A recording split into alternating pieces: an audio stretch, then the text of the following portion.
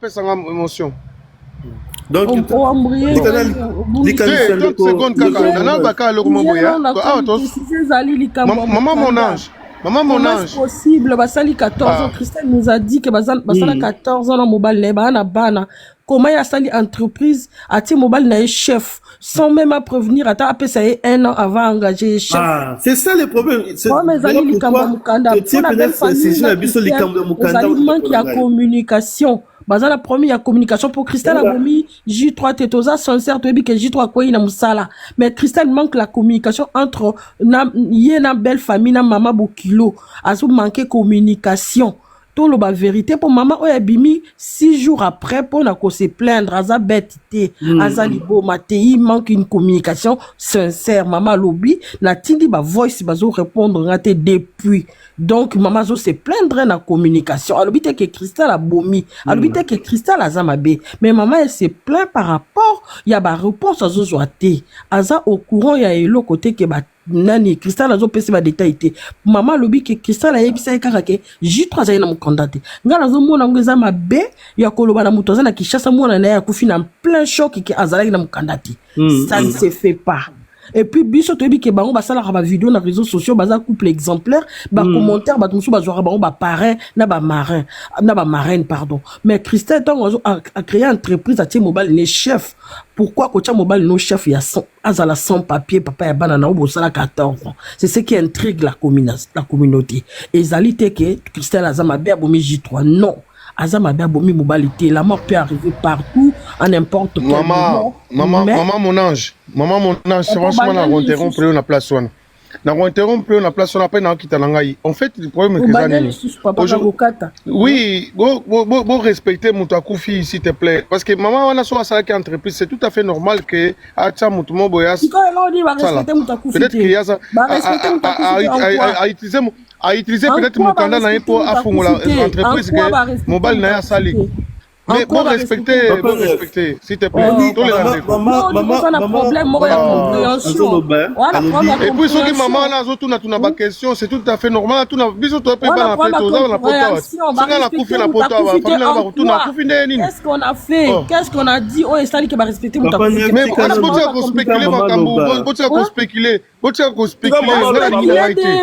Maman na bango lobi la vidéo Christelle a biso na ba vidéo na bango ba sala 14 ans ba na bana. Maman mobile alobi que Christelle a yebisi na téléphone que maman nazo sala ba démarche J3 za na mukandate la maman elle est pas folle yo lingi ba bébé justement so ka ça pour ni boko tanga on a TikTok boye maman mutu na passion wa réfléchissez on a live na batu ngana zo compliqué bilote na zo partager ba problème na ba bango nazo spéculer to aider famille wana mais bocha ko tanda vie na ye s'il te plaît akufi. Oh, pas posant la compréhension qu'il y a des classes. Il y a en France 20 ans. Oh, il y a que problème, on les a pas, c'est parce que J3 peut azali fautif, il y a même cas que Gianni, il a des enfants avec Christelle, il a fait 14 ans à moi aussi. La France, par exemple, on peut savoir tout Nikanda, sauf que moi, on a continué cette classe, on 5 ans. Pour comment il y a sali 14 ans à moi aussi, bah, il y a mort à sali démarche, on évite que ça peut pas, si ma casse, si ma papa. Aux ana compréhension, tous les bazo salir le bébé. Maman, là, bah, on t'a soulevé point, moi, azali point choqué communauté. Tout le monde a bah, on a bah, vidéo, bah, ça, la biso couple, mon heureux couple, mon bah, ça, na parfaite harmonie si ko lelo maman Bokilo alobi ke ebimi na monoko Christelle a bisi maman na za na ba démarche J3 za na mukandate est-ce que vous trouvez normal na ba vidéo ba ça na vidéo ba même non en tout cas donc maman mon âge gardien soloba azana raison bande koto kabula loba mais tous on appelle batou s'il vous plaît c'est triste parce que 14 ans au besoin de ça 14 jours voilà ça 14 jours s'il vous plaît. Déjà ce que lingi mutu au pesa ba makambo ya ndenge o ba benga ngo clair donc eloko le bosongo sala apesi na papa bana na yemo un an après tu es chef un an on a là pour que mutu ba toi c'est renouveler signature les alaka ya Christelle so Christelle a boy ko signer ba renouveler raté maman makambo na yo son papier à gérer entreprise na yo c'est ça aussi un autre problème. Bandeko mama Bokilo azana choc moi na moko Christelle ko bala ba ko mobile ba ko beti magota to na poto to yemi maman no zo sous moi na te to partager ba to maman pas na passe Christelle pas na passe mais maman passe maman pe koleka siko biso to zo ba si je zali likambo mukanda moi je me pose la communauté faut to penser est-ce que si j'ai zala qui les kamba mukanda ou bien si j'ai zala il y a papa na biso akufité parce que nous tous nous attendons des nouvelles parce que jusque là on n'a pas la suite. On sait que papa na biso asili kokufa na liwa ba bengi chute mortelle. Mais biso lelo soki tozo lobela po ba vérité ebimi. Ba vérité ebimi to yeba kite que papa na biso asala 14 ans na maman asila kozwa mukanda te et pire encore. Azalaki même pas même adresse na maman. Parce que moi la côté live moko boy croyez-moi j'ai été choqué. J'ai été choqué parce que la communauté na biso okomona bo vandi ensemble mais bozalaka toujours système ya femme seule. Bande ko tobeta pembe. Tobeta pembe to yebi ke bango bazaki na vie na bango papa na biso asili kokufa mais to sungana a to communauté to beta live na lingala to sungana to kota trop ba polémique te to dinda trop na kata ba vie privée ya batute bazalaki na vie privée na bango to so respecter yango mais to sunga ba communauté parce que eza pas si pona ba couple pe surtout na ba papa mingi bazo kemba na kata poto akovanda boye mère ali ko pesa e akofungolela ba démarche à mukanda te adresse papa kende ko so adresse mususu ngana zo ka ba femme seule vraiment to beta sujet wana to za toujours na ma papa na biso tout le monde suit vers la suite de ces funérailles. Voilà, maman, mais c'est à qui la faute? Je vais chuter pour dire ceci. Communauté toza choqué maman ça chuté to pesi malobe pas papa Franck papa Franck ndenge bazaki kosala ba vidéo ndenge bazaki na couple na bango et pourtant e bandako aider batu mususu oh ezaki peut-être vraie vie na bango o bango batie na vidéo et ça li pasi ya ko yeba réalité oyo parce que tu connais la Janify année dernière to pesa ki pe ba conseil na bande ko mibali d'une autre part ndeko na biso pas na faute na o papa zubu to salir mémoire ba condamna mo été mais tant au sali 14 ans na mutu au monde que mutu là peut-être exploiter peut-être ba tio na kisi tonné ni 14 ans et zali lolo na lobite ndenge papa couple lobby quand même ça choque bande à cause de ces bélés de konanga ces bélés to sa Christelle abande le loko yo te papa bana yo lobi ke bana na eba ko bando Christelle ndo luka explication pe sa bana na mais bana na to ba ko la papa ko faki sans papier pourquoi il veut faire répondre la question au bana ba ko zongi c'est là ceux qui bana wana nyoso 4 bazaye na 14 ans oyo parce que ça normalité ndenge ba black service baza fuma couple moko très amoureux bazaka na parfaite harmonie basa ba vidéo basa ba blague au salaire d'entreprise avec amour tu mobile nos chefs sans papier siko lelo ndenge papa na biso voisin na bango ba matana bus na boso ni komone papa so ina na lobaki wa ba matana bus chaque jour ba on la bien personne ba on la kolo mukanda ba on la J3 au monique ba rembona nyo administration eza passe mais loko l'équipe passe ko le ka perte ya vie humaine mort d'homme ezate bakamunyo sur l'administration ko zala ndenge ozala mais mort d'homme l'équipe passe ko le kamamunyo so wana bande ko na kangi micro ba o bazana bezo baloba papa. Merci de oui, bonjour je peux parler mais non on a qui ça papa Franck s'il vous plaît papa Franck est comme ça merci maman papa Franck aye sima na ngai papa Franck abenda ba bonté papa Franck ina sima ya page polémique oui aye sima na ngai bon pesa ngai vraiment na otika bino na umba na ngate normalement na ngako intervenir parce que oyezali ba olimbisi mama page ba mama soko ba olobi na sengo la pesa ka accordé ka 3 minutes na tika bino la kende d'accord oui parce que na ma pongi na kuti na retard merci beaucoup na moto na lui couple piano c'est lui qui m'a donné la parole.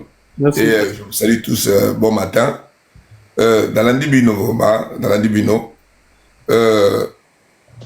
dans ma propos Bozoloba, et surtout que dans ma tagui pour la jeune femme, une femme, demoiselle Awa, bonne raté, Kolongola, Bayaya, Baleki. Sur la bine, voilà pourquoi. Nani ndeko na waza ndeko biso waza yake ndeko na bino alubiki bandeko ya mobali histoire na bino na bien bandeko mobali batika ko alimenter bakambo ozole kala aux réseaux sociaux bango baza batumoko bakokino bala il faut batika mama kimia ba pousser mama te aya ko bala réseaux sociaux mais moi je vais vous poser la question Cette maman-là, pourquoi il y a des réseaux sociaux? Ça, c'est bon. Pourquoi le bosseur est dans les réseaux sociaux? Boyebi, qu'on perd de moi, Boyebi, qu'on perd d'un côté. Avant, baba la Christelle, ou bazana Christelle, le pauvre, on a vu la bande de Gonaï. Avant babota, on a vu la bande de Gonaï. Beaucoup qui ont battu que était les bandes de côté. Non. Yaya, Leki, passion bazanango, et un dingue mona passion bazana, na mama zanango. Bon ngaka ko carte bande de côté. Boyebi pour un dingue bande de ko, babu manganzo to pona ba bangote. C'est ça. Est-ce que boyebi dingue ni G3 ya poto? Ça c'est la première question. G3 na ya poto dingue. Boyebi te. Deuxième chose, je crois que c'est une spéculation. Lorsque vous avez 14 ans, on ne peut pas conclure les lots, c'est la faute de la femme, pourquoi pas penser que mon candidat non. Ma procédure administrative est à la cité. Moi, je le fais. Moi, je travaillais dans ça aussi. Ma procédure administrative est à la cité. Même la moi, c'est pas que la France va pas déclarer moi aussi. Mais l'analyse des dossiers, il y a agent immigration. Au cause là, au bout de la moute. Au début, il y a Mukanda. Et que comme il y a parrainé, et ça automatiquement, il y a un ça. Suite, il y a réponse, suite, il y a débit, il y a Kotaka. Baboui. Et cause à la faute de moi, c'était. Vous croyez qu'une femme a botté la moi, la 14 ans, après c'est Mukanda. Vous croyez vraiment ça? Arrêtez de conclure. 14 ans. Bon, le moi, si on a assailli l'entreprise, pour appeler ça Mukanda, et ça, Mukanda, et ça la bonne parce que dans le cas, pour le mingi, botanga la loi. Botanga même loi. Et ça automatique. Merci beaucoup. Botanga la loi, et ça automatique. Au cause de la pouvoir, au botinaï, na procédure ne bolba amino ba congolais, bolba ngoka di kolobo, au but la botinaï. Mais le demandeur principal a kosenga mobile naï. Mais là, on sait que mobile azali majeur. Et bon, ça va coûter na casier. Admettons que ça. Beaucoup de na casier. Et bon, ce qui, là, la kotaki, à cause makamoko, dossier tigala na immigration. Oui, madame. Vous croyez vraiment ça? Là, vous avez une entreprise, à cause de mobile candidat. Quelqu'un qui a une entreprise, elle gagne beaucoup d'argent. À 14 ans, après son mobile candidat. Autre chose, j'ai vu une vidéo, Mazaï de Kinshasa, on ne sait pas. À Genève, Moukandabat. Soit Genève, Moukandabat. Donc, tout ça, la place publique. Vous ne pouvez pas donner une conclusion sans que vous ayez la certitude de l'information. Sans que vous ayez la certitude, sans que vous ayez l'information vraie. Pour l'instant, tout le monde va spéculer. Ce qui m'a fait mal au cœur, la présence de maman, les gens ont gagné bon. Nous avons voyagé partout. Nous avons passion. Nous allons chaque jour, maman. Moi, je suis fils unique. Nous avons valeur à Bandeko. Les gens, moi, si, nous avons utilisé congé dans Londres. Oh, vous avez pas de kitoko boy. Nous avons pêché pour nation belle boy. Beaucoup de bâtés que les qui a colobaté, Bandeko n'a colobaté, bakoloba. Boy, bien n'est pas colaté. Boy, bien n'est yaya, les qui a contribué à la vie en déconaïté. Baza la droit baloba. Maintenant, notre problème, c'est quoi? Qu'est-ce qui se passe dans la famille? Pourquoi maman est passée? Pourquoi condamner maman? Maman est passée pourquoi? Si maman avait des informations, maman est passée par Bissondé, il se trouve en poto, tu veux des vérités. Et pourquoi la femme ne veut pas informer mes parents? Il y a encore ça, c'est un problème. Ceux qui me disent pourquoi lié à pasteur? Ceux qui m'ont passé dans la famille n'est pas bomi. Vous croyez que cette femme-là a reçu la maman? Vous croyez que cette femme a appelé son information? Oui, ça c'est vrai. Parce que tout ça, on ne sait pas qu'est-ce qui se passe. Moi, je vois ce garçon, la vidéo naïe, mais lorsque je suis étonné. Donc, vous me donnez, elle n'a pas besoin. Vous maintenant vous se posez ma question, qu'est-ce qui s'est passé? Je ne n'avais pas que les lots, vous pouvez sans raison. Na yo kibino banda karata na nguna ongina to seka. Bisone sozawa na ba maman baza awa. Maman za entreprise. To tcha serveur na bisone boso.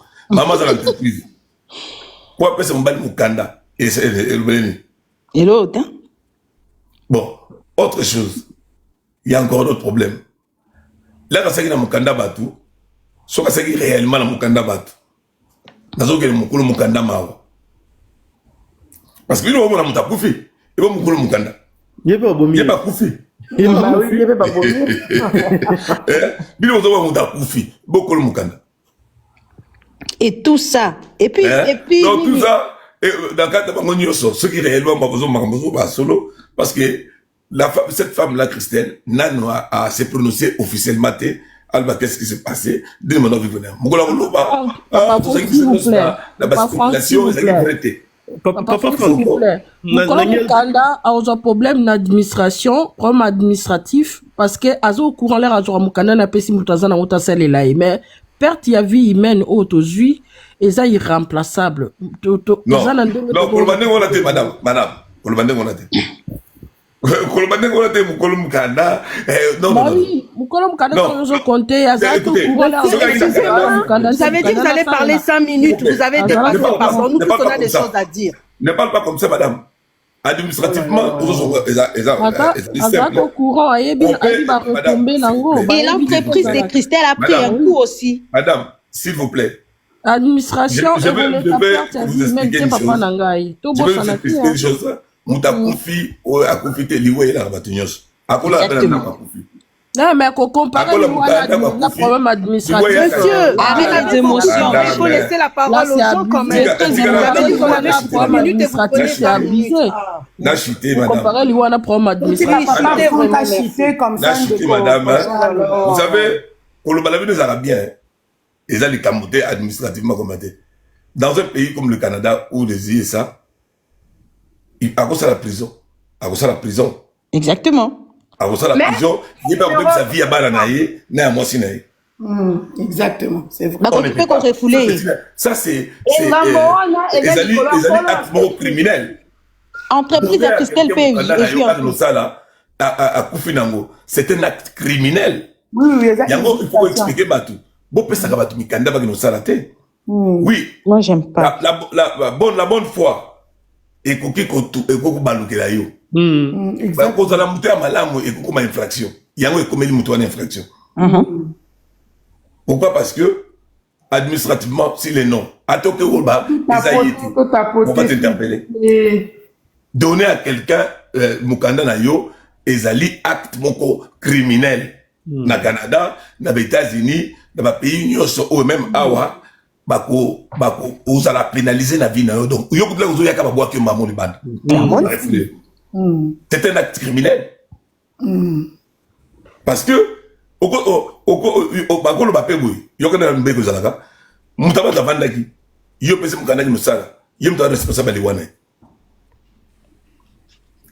c'est un acte criminel. Donc, on sait que merci beaucoup, président. Beaucoup de un peu mon thème. Bolinga kolongola te o baleki ba kolo ba botenga na matika ponango o ba ya ba kolo ba te bino bo lien entre yana lek bo bineng ndeng to vivre la famille ya yo o ba ne alungu leki na yo alungu non ya zana droit ya koloba leki no zana droit ya koloba po bango le bazalaki ensemble bino bozalaki te bolingwana na mama na leki na ba yaya bango se pas souffrir. Arrêtez de dire que oh moi si à souffrir libéla non. Moi, c'est Rubala. À côté que vous serez marié. À côté qu'on réfère Vinaye. Papa, s'il vous plaît. Yaya perdre. Yaya, ma maman, ma perdre. Non, moi, c'est à perdre. Mais moi, c'est à quoi réfère Vinaye. Mais Bango, à quoi réfère J3T. Donc, Papa Franck, s'il vous plaît, vous pouvez expliquer aussi à tous ceux-là qui disent que la femme avait une attitude donnée pour toucher assurance, il y a liwa, il y a moubali. Non, mais à toucher assurance, déjà, combat qui n'a pas de salaire de boulot, c'est la spéculation de mino, comme Bezagi a été. Assurance n'a pas. Comment, nous comme les X, Y, parce que là, il y a un moussala wana, bah, on a déclaré comme Y. Alors, donc, on fait des impôts comme Y. Donc, en futa assurance comme Y. C'est quoi l'assurance pour appeler ça moi sindeni. Ou pour Mukanda, bien que, vous allez condamner. Mais, vous allez condamner. Mais moi, si naïm, dans assurance, il y a quoi le Mukanda? Vous pouvez s'y faire à quoi le Mukanda? Et il sera interpellé. Pour expliquer tout. Et comme on était, on a ça comment on a battu. Na yo, on t'a expliquer. Aux accomplices. Donc c'est un acte criminel. Donc bon, mais quand nous qu'on réfléchir, d'après votre habitude, que bon, mais qu'on réfléchir à la place pour ça la conclusion. Vous êtes dans les spéculations. Je ne pense pas la dame Christelle a une entreprise naïe après son ban nous candidater. Bon, on a la moutou nabino. Ezali service à immigration, tapé ça comme Mukanda. Bakoki ko déclarer yo, bakoki ko parrainer yo, mais ce n'est pas automatique que ceux qui va parrainer yo automatiquement pèse Mukanda. Donc ça dépend, il y a analyse, il y a agent à constater l'Ukuta parce que ça la rappelle, il y a dossier et où tu vois puis bobi sur abogaga na Espagne, abogaga na Allemagne, abogaga ni awa. Et que agent immigration a constaté mon le Kuta, donc arrêtez de condamner la dame. Je ne pense pas que cette dame qui a une entreprise. Promesse d'embauche, ça n'a rien à voir avec tout ça. Promesse d'embauche, ça n'a rien à voir avec tout ça. Olobi? Promesse d'embauche, ça n'a rien à voir avec tout ça. Non, écoutez. On se compte dans le domaine où on a vu, on comprend. Embauche, ils ont maîtrisé plus Canada. Mais où embauche, monsieur. Embauche et Ramsous. Obi promesse d'embauche. Ça n'a rien à voir avec l'immigration. Moi, si soi-disant, avec une entreprise, elle pouvait faire aussi, pour son homme, un promesse d'embauche. Mais Makambo, ils ont mélangé. Mais non. Écoutez, la bande de Goloba, la nanga très bien. L'agent, il y a immigration. Ce qui, moi, si, apparaît une moto, ce n'est pas dit automatiquement que, on peut se Mukanda. Monsieur, pardon, moi je veux intervenir parce que ce n'est pas automatiquement. Monsieur, c'est automatique. Non, attendez. Liroy, t'as raison. Monsieur Franck, ça fait un quart d'heure, vous avez la parole. Monsieur Leroy, vous avez raison. Merci beaucoup, papa. Oui, c'est bon. Maman Marlene. Oui, moi j'ai vraiment besoin de parler, pardon. Je vous salue, Binognon Sotou. Bonjour. Bonjour, papa. Bonjour. Moi, pardon, j'ai besoin vraiment de parler. Parce que si je m'en, ça m'intéresse. Moi, je vois dans des panels, Batno Sotou, Kizé, Christelle, on ne connaît pas leur vie. Pour débuter, ça fait 14 ans de mariage. Abota, moi, on a vécu en France. Vie commune, ma chérie. Ouais, vie commune. Non, même, mais Christelle, ça fait 14 ans, on a bandi dans la famille, il y a Congo. Est-ce que, vraiment, tout le barapembe, famille, wana, tomba na mona na bango, bano benga, bango, bano, tout, yaya, ozonga, quand, yo, betata, tout, topé, sa bisombote. Tu crois que le monsieur n'a pas informé sa famille comment situation est pendant 14 ans, quand Nani na beta tout na Congo, te? Bravo. Hein? Juste une question pour commencer pour ça. Bon, Christelle, Aza, chef d'entreprise. Il pouvait, là monsieur on parle en France, on parle pas Canada, parce que les Congolais a toujours rébellé. C'est pour ça que notre pays est dans la merde. Parce que tout le monde connaît. Bon, monsieur, nous vivons en France, c'est pas comme le Canada. La dame, elle a une entreprise. Et elle pouvait, de nos jours, on peut faire déclarer un sans-papier à partir de cette promesse d'embauche, ramener les papiers de la préfecture. Elle engage à le prendre comme travailleur pendant X années. Et à partir de là, même un an serait bimé à procéder à Makamboupa a régularisé Canin. Ici, c'est pas parrainage. On n'est pas au Canada. En France, on parraine personne. Ici, et les démarches quand adulte, tu prends tes pieds, tu vas te renseigner. Mais on est dans une communauté, tolinga kota la information té. Mais so to qui m'a dit babangoda biso wana ba challenge. Mais kota l'information comment ça va pas. Pour votre information, binonyo surtout ba sans papier. O babo tarana ba si pendant za mikanda. Yeba que France et qui si loi borozo sou mikanda té. Nanko nan kanai, ata coûte moi sinon za français. Voilà, maintenant la procédure c'est comme ça. Et comme il passe pas dans Batunion surtout. Tant que ça la makam non, moi je retiens beaucoup de choses. Il faut jamais envier la vie des gens.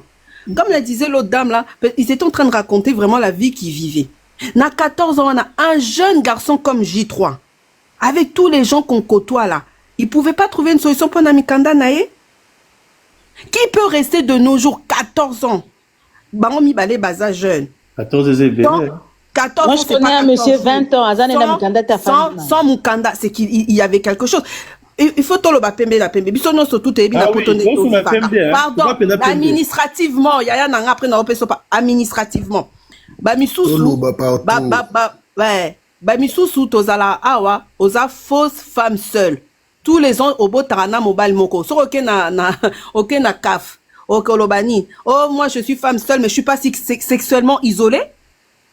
Hein? Donc, on a femme seule, mais tu vas répondre quoi? Oh, mobile, on a un coco sanga, après naboti. Non. Ici, on est en France. Tu as des plannings familiales. Tu peux aussi ne pas avoir d'enfants. Maintenant, il faut savoir que, parce que, maintenant, c'est obligatoire. Au déclaré, moi, na, kafa bengyo, femme seule, papa zawapi. Azawapi, oebite, babanzo futo, babanzo landera papa. Oui. La femme, là, elle pouvait déclarer son mari.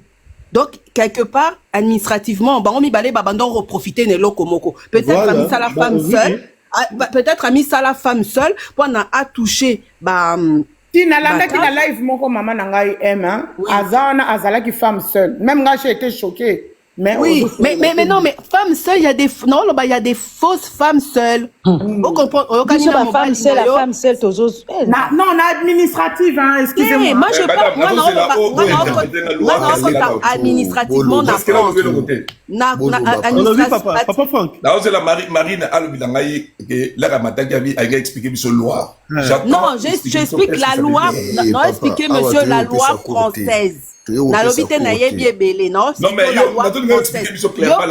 oza na Canada parce que toi Canada vous parrainez. En France ici on parraine pas. Moi j'ai pas dit que je suis un spécialiste. Monsieur, moi je suis humble. Oh, vous comprenez? Moi je suis humble, je vous parle de la réalité des choses. Donc, si elle avait besoin de régulariser, ou si ils avaient besoin, lui-même avait besoin de régulariser son cas, il n'y a pas cherché midi 14h, ou c'est par l'enfant, ou la femme, elle a une entreprise. D'accord? Donc, elle aurait pu déclarer son nom, promesse d'embauche, et puis il commence l'URSSAF à déclarer URSSAF au bout de 6 mois. À Katinaye, à l'obité, Moutouane a démissionné. Il y a bien dit 6 mois, naye. Ça, c'est la réalité. Et il y a parrainage, monsieur. Moi, je parle de loi française. Après, il pouvait continuer. Bon, papa, alors... Non, c'est parce que lui, il dit que non, monsieur le roi, non, c'est pas comme ça, comme ça. Moi, je parle de France. Je parle pas de la France, j'attends, parce que parrainage c'est synonyme, parce que tu demandes quelqu'un. Non. Il n'y a pas de synonyme de parrainage. Parrainage, ça n'existe pas en France. Synonyme à parrainage. Parrainage, c'est à la raté en France. C'est ça que je te dis. Parrainage, c'est à la raté au Canada. Parrainage, par exemple, au Canada, pardon, au Canada, c'est que tu te maries avec quelqu'un, tu le parraines en disant que, voilà, moi, quand il va venir, c'est moi qui le prends en charge. J'ai de l'argent comme ça, pendant X temps, c'est comme en Angleterre, quand quelqu'un t'invite chez lui, tu dois dire, bon, si tu vas, pourquoi tu vas là-bas? Qui sait, au cas de problème, côté santé, c'est vous qui allez payer tout ça. Maman, donc, c'est une autre façon. Mais c'est pas le sujet, monsieur. Moi, ce que je veux... Oui. Attends, pour finir. Non, c'est pour ça que non, moi, ce que je veux finir par là, c'est que, oui, on parle de la mort de J3. Mais, oui, moi, ce que, non, c'est pour ça que je reviens sur la mort de J3. La mort de J3 nous remet encore en question sur le truc administratif, nos couples aussi. Mais c'est pas ça le sujet, maman. Mais attends, j'ai pas fini, monsieur. J'ai pas fini.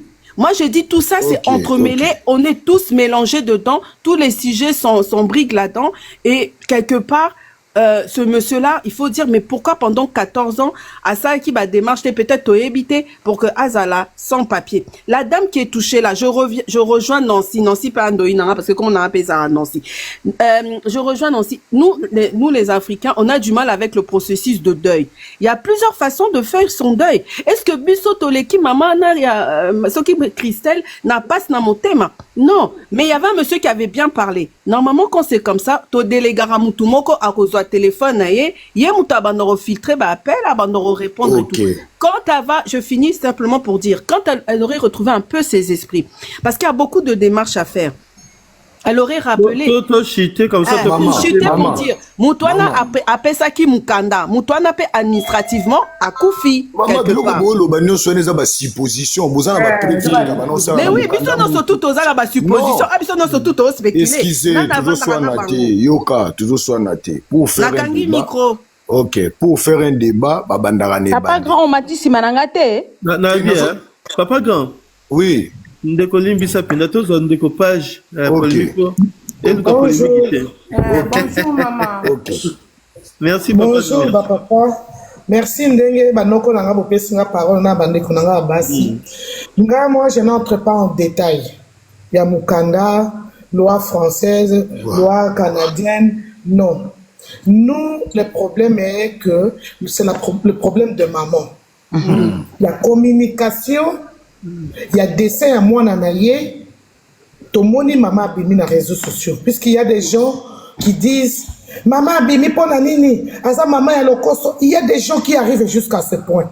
Mes chers frères et sœurs, nayebite eloko nini poto eye kosala na mitu na biso tolongwe toza lisusu babantu te tokomi baeuropéen on réfléchit comme des européens nayebite mama wana mutu aleki mama wana na pasi na motema na biso nyonso na bakristel aza te mama wana boyoki message na ye alobaki très bien nayebi te soki bato mosusu comprendre. Mama wana alobi nayebi matanga ya mwana nanga comme tout le monde sur le réseau. Nde naye kobenga mama Christelle. Mutu azalaki pembeni ya mama Christelle alobi Christelle azo piqué ba crise moye alobeza te. Mama wana atiki alobi bazo benga ye bazo tikela ye ba message.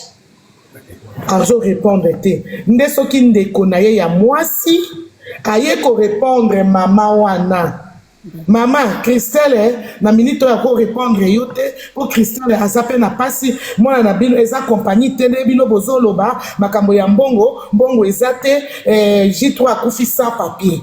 Est-ce que vous comprendre pasi ya mama wana? Ba mama oyo biso toye koyeba koleka batu nyonso na poto ba tata oyo biso toye koleka est-ce que toko pesa mama wana respect s'il vous plaît toko pesa mama wana respect aza mama lokola mama na yo puisque tolokoka koloba puisque biso tokomi na poto toza na nyonso tozoloba tozomata tozoloba na ba sentiment puisque congolais c'est quelqu'un de sentiment soki na lingaka Christelle atazo sala mabe je vais la défendre puisque c'est ma ça ce n'est pas un problème de défense ou bien de quoi il faut dire les choses comme ils sont. Exactement. Christelle tomonaki Christelle abimaki aza ko expliquer ndenge mobali na ye akoki kokwea na deuxième fois kufa te il faut azabatindikaki aza na temps ya koloba wana mais aza na temps ya kosola na mama wana mutu akokonsole motema ya mama wana eza Christelle. Page polémique abandon solo lango na mama J3 yo zalaki wana non balekai na live bazo kama na bandeko na ngai ya mibali bazoko bamususu kozo donc Christelle aza na problème te Christelle avandi na mwana ya mama wana longtemps yende il faut akitisaka mote mama wana alobi mama nga mutu na kozala sima na yo mais soki ozosolwa na nga te bozomona na eta ya mama ndenge azali en tout cas bakongolais boza na mawa te bolimbisanga merci c'est bon ngai na oluba merci maman ngai na oluba ndeko nanga papa le grand oyaki sima na ngai mama nga nalobi mingi te na kitaki nangi naloba boya papa omoni mpona kosala analyse nyonso esalemaka fo kozala na babase na baprincipe oyo ozosalela analyse wana Christelle aye na TV annonce bino ke mobile na kufi akoyi na deuxième étage soit disant soki batindikaki so nini mais est-ce que d'abord bomoni na ochantier yango ya mibale place ya koyaki ata photo moko eza te de trois mama wana boyoki ye bien ndenge alobi ke ayoki yango na internet ye Christelle ntango mobali akufi eloko ya liboso fasala fa benga famille ya mobali ti et puis mama ngo azobenga ye azorépondre ke bazorépondre mama wana ke azalaki na mokanda te boye est-ce que mbila apekisi Christelle abenga mama wana babiloko mosusu ya bosala analyse fo bobanda no na ebandeli fo bolinga na bomona nano chantier yango ezalaki wapi akweyelaki place nini mpo maloba pri Christelle eza parole d'évangile te mpo bobanda osamba moko badebe ebele bobanda oanalyse makambo ebele boza ta na preuve moko te il faut nanu kobandana nous komona nanu chantier mo ezalaki place. Papa, moni chantier c'est contre la mousse de la psa. Non, toujours sur la poêle. On les a réflexion ni na za okufa. Excusez. Yo kate, toujours sur la fonction maman. Ce Christian là répondre maman té parce qu'elle a une explication au sa mère té. Liwa ya wana ya moi flou. Non papa, tika ko. Mais ouais, je vous dis vous allez avoir papa, ça une explication comment? Est-ce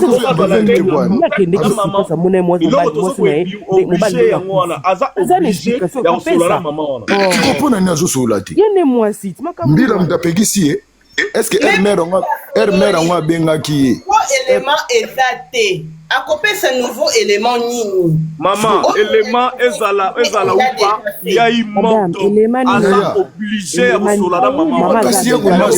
Elle est obligée. Moi, s'il vous plaît, est-ce que vous avez bossé avec maman?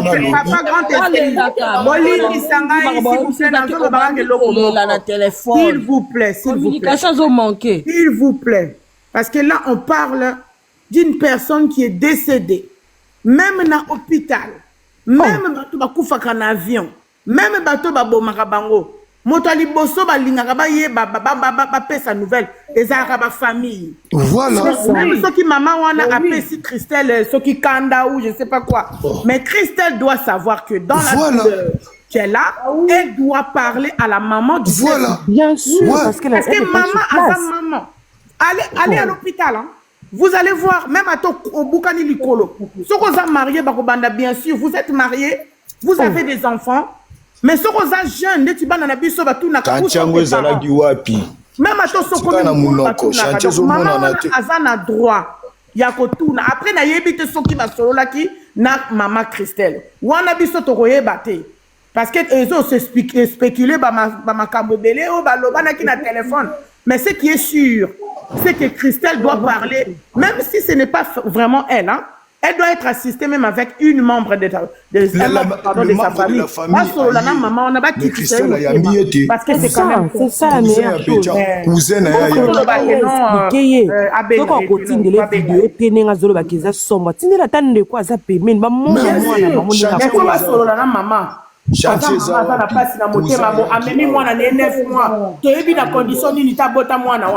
donc expliquer que les caboyes to comme une étape boy maman a toqué dans l'administration c'est comme ça. Yo zo expliquer mon maman vendre zoye be bandita zoye ba. Est-ce que bino bozoye ba pe pas si Christelle azana maman bino bokaka bozo ko condamner kaka Christelle muta condamner azana mais bature na bino awa ezo mona neti Christelle azana maseke azokoya ko keno ko maman mais il faut expliquer. Parce que il y a une mort. Et comme il y a personnellement. Non, mais parce que ça bien été. Parce que c'est pas nayoté. Alors, il n'y a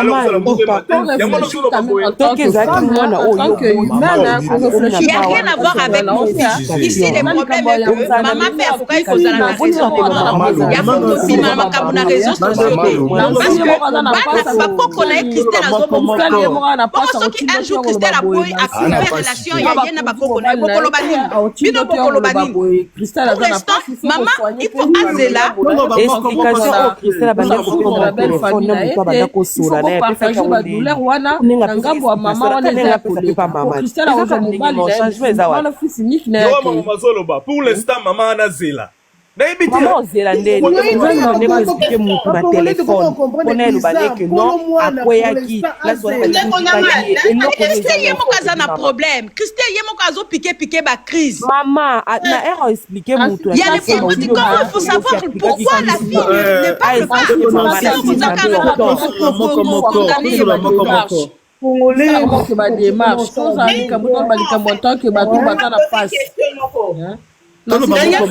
s'il vous plaît, tout le monde bien grand esprit a chuté Parce que ndeko mutazako le ba comme ça to pesa bandeko to continuer. Maman comme moi pardon. Analyse. D'accord. Papa grand esprit akangi de un micro apparemment. Ah d'accord. Donc ndeko mususu. Papa grand esprit soko koka ko chite comme ça to tika bandeko ba pesa ba avis na bango. Po esunga biso le communauté. Debout chérie. Attends, si tu peux ça m'a pas maman Dédé. Non, quand on fait question, Moro, pardon. Oui, vas-y. Après, tu aussi, madame. Volandi aussi, vidéo, il y a grande sœur, il y a J3. Non, il y a maman, maman, mon ange, Aoucho Loba. Maman, Azana Posa Bali, la cana Christelle, la téléphone. Azana Posa Bali, donc, Ayo Kande Christelle. Bon, le bâtiment, va encore déléguer mon ce n'est pas ça. La grande sœur de J3 dit. Grand frère Naye a comédie bissonnette journaliste. Donc, bango problème de bango, ils veulent que tout vienne de Christelle. Bazana pas ça que ba déléguer mon non, il faut pas ça la Naye tous les jours ba la Naye na téléphone. Maman dit que Yende a koki ko consoler ngai. Donc maman zoluka consolation, baluka consolation na malembe, baluka consolation na force. Mais madame Zano, yo vraiment la yebité. Non, le problème c'est que maman zo réclame consolation, elle est tellement débordée pas seulement par son chagrin mais tout ce qui est administratif. Nangambu ya makambo comme une entreprise. C'est là que j'ai dit bandeko ba vandina maman ba osunga maman te. Exactement. Après, bandeko nanga na comprendre oh maman zo senga tout ça africain. Je pense que maman azo sali la moi habitude ya biso ba maman na biso. Bomoni ba maman biso sezaka ndenga na soka kufeli mwana akolinga lela na mwasi ou mobali ya mwana na ye. Peut-être azo sali la coutume. Après quand ndenge bandeko bozo loba, il faut bandeko ya papa J3 ba sunga pe maman na biso, ba faire comprendre ye poto peut-être un minute yemoko maman na biso parce que corps n'a pas encore été rendu hein, parce que c'était une sorte de accident mortel. Mais oui. Donc, accident mortel, ça nécessite autopsie, beaucoup de enquêtes. Parce que dans cas accident, il faut remarquer même qu'il peut y avoir même soupçon, il y a suicide. Nabika soupçon. Parce que nous, on est dans le milieu. Ok? Donc, ça, la banquette. Parce que Mundela, Mundela, Moutoumouindouté. Biso to vande la kakolela na biso tout ça mais monde la sala la banquette donc tant ba ko zongi c'est ce corps na famille ndesiko peut-être place wana ne ba ko zongi là masolo na bango ya matanga mais pour le moment il y a aussi le stress hein. Il y a aussi le stress bande ko na ngai ils sont pas à côté ba zongi sa portée et ça la rappelle voilà au à côté landa bana 4 simba sukola bana lokola mona poti mais je comprends la maman aussi hein sa maman mukolo azana Kishasa. Ah ouais, peut-être pas comprendre. Est-ce que la maman, est-ce qu'elle est obligée de bâtir la caméra, tout bazar, tout autour à maman de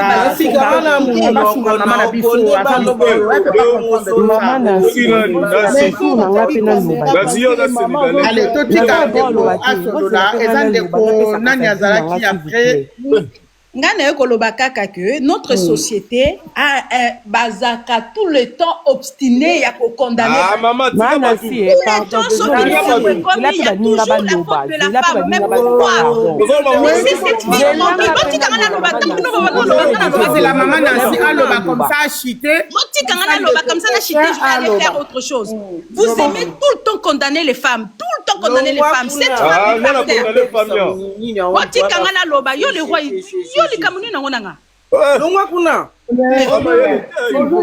Donc, vous aimez trop la c'est qui est par terre. Apparemment, chacun est communauté. Je suis en train de dire quelque chose de vrai. Tomonaki Awatangu Nani Akufaki Labrine, Nani le mari de Labrine. Vous avez tapé sur de gauche à droite. Laissez-moi finir. Vous avez tapé sur cette fille-là de gauche à droite. La Christelle Payne, même chose. Vous tapez sur les... Maman le roi, papa le roi. Sauf que maman le roi. Papa, Asili Sanaye, comme ça, Moto à cause de moi, motion. Lobby Lingala, a réclamé caca, bah, pesa et information. Mais information! À cause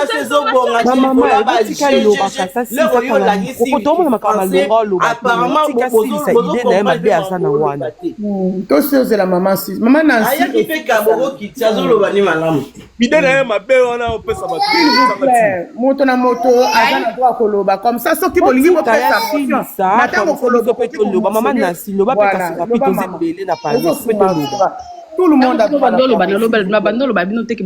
bon enfin bref ngana ekoloba que dans la société oyo vous aimez trop taper sur les femmes.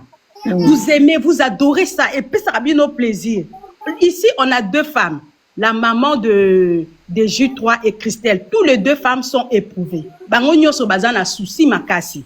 Maman a perdu moi nanaye oyo fils unique azape na bana basi. Mais c'est son fils unique. Biso moko toyebi toza ba bantu ndenge maman zala kasoki azana mwana ne moko ya mobali misu na yembe yewana toyebi. Mais de l'autre côté, Christelle a perdu son mari.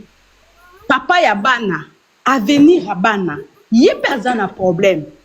Omoni, les douleurs eza ndenge moko bango nyoso mi tape mambozo yo karebo kitsa été bango nyoso mi balé bazana douleur moko. Alors aibine olobate.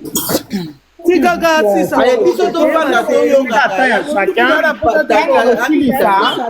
qui copé ça babenga ngolo kwa moi motion tant yo zo loba peut-être et si comme roya loba qui comprendre le silence il y a Christelle peut-être azala ba force à expliquer ko ke ngolela na maman ndenge biso ba bantu tozalaka abandu kolela azali na force wana te.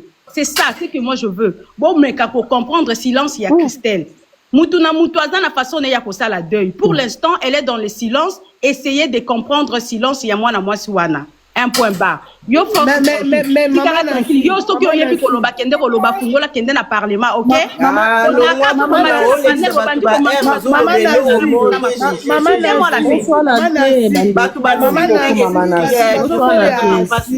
yo zo yeba ba débat la sonne to loba na te bande comme tout na tena loba tout ya mama na tout ya mama ya ozwa ngobali mama ozwa ngobali mwana mususu wa oui ya nani ba mama na akozanga mutu akobokolela ebana comme papa na bango azalaki bino na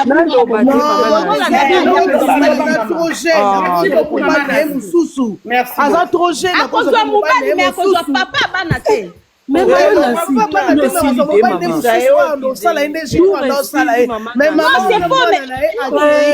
azana droit ya koexpliquer mama na ye ke mama na minute oyo nga pe nazana na pour l'instant neti azana makasi wana te pourquoi oza ko obligé quel makasi yo to luka eloko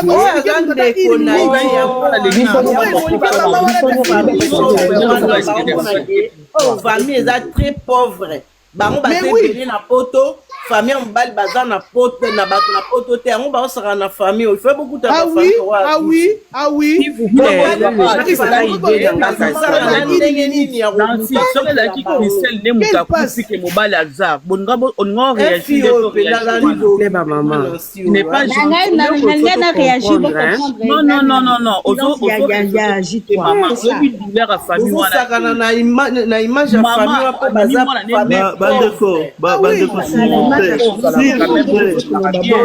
topesa maloba moko so ndeko nasi achite azochite te bino nde bochite non parce que ti sikoyo zelanga pe kenda loba mama bozandi bato ba sentiment pardon mama nasi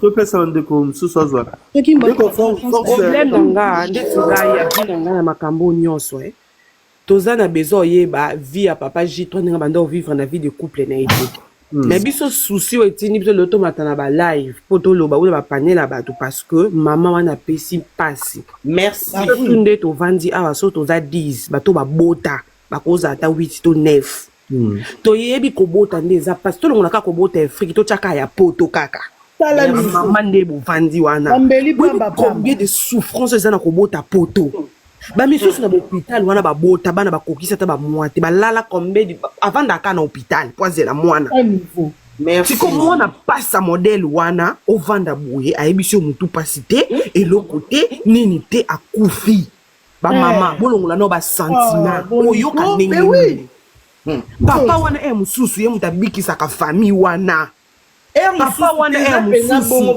mama nde tomoni mususu paza apoma maladi mwana ye mutasombaka kisi lelo lamuka bokake mwana ana zati bobitike mama nakokufa pe doyeba mwa En plus, maman balobi na sala akoma bisika zali po sunga ngai na baleki na bandeko la ye. Nde tovandi awa memi zemi de 1 mois ti 9 mois azaka na hôpital. Ye hôpital ekoma ndako na ye.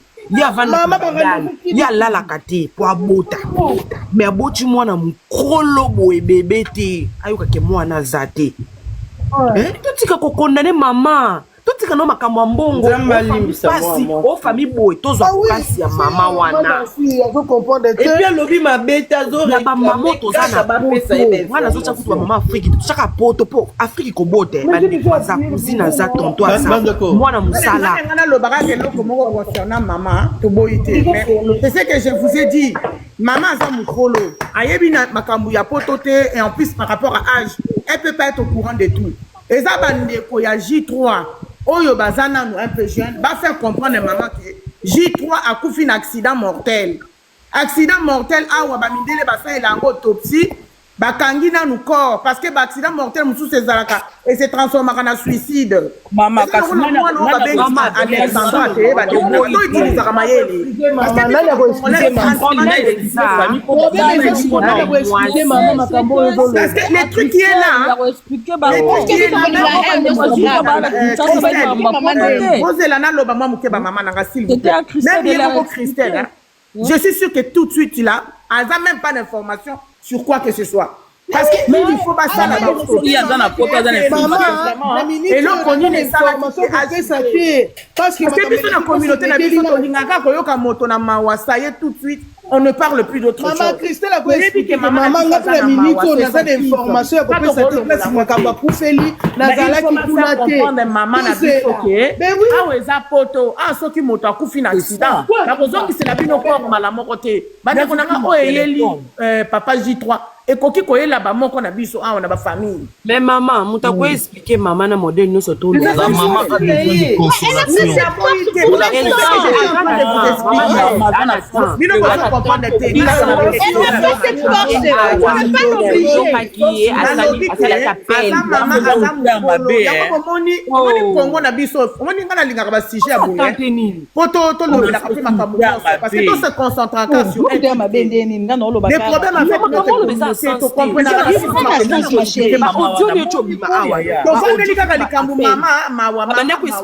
On parle pas que de ça. Maman sengi bino mbongo te asengi explication. C'est ce que je suis en train de vous dire. Christelle te mutazana ebe me mobali na ye mobali na ye eze pas mila. Bana ba daw fana na Christelle. Fa pe sa fani effort. Maman lo beza sa maman na ndo ya musa na ya famille ya maman la famille ya J3 ba calmer maman. Ba dire que on a ni kala pesa adresse te na maman na sûr parce que maman kanisa ke ça lokola na Kinshasa eza hôpital ya centenaire te azalaki impoli na famille wana yango azo réagir boye un point train azalaki toyebi te nini ye Christelle asololi na mama wana tozoloba loba kaka na basololi te mama lobi ke basololi te yango aye na réseaux sociaux alobi ke basololi te mais ndeko moko azalaki alobi ke bazalaki na téléphone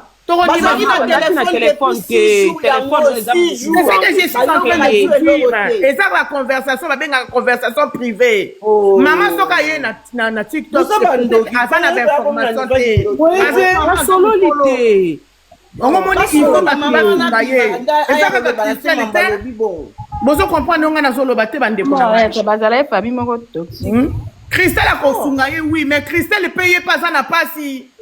Maman, comprendre.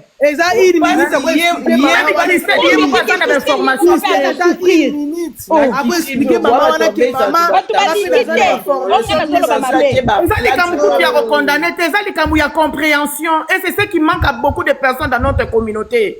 Tolingi bomawa, tovandelaka bomawa. Mais ezama parce que mutu abimi azo réclamer makambu oyo. Mais ata a réclamer maman na ngai. Maman na makambu ya justice soki mbila nde balobaka.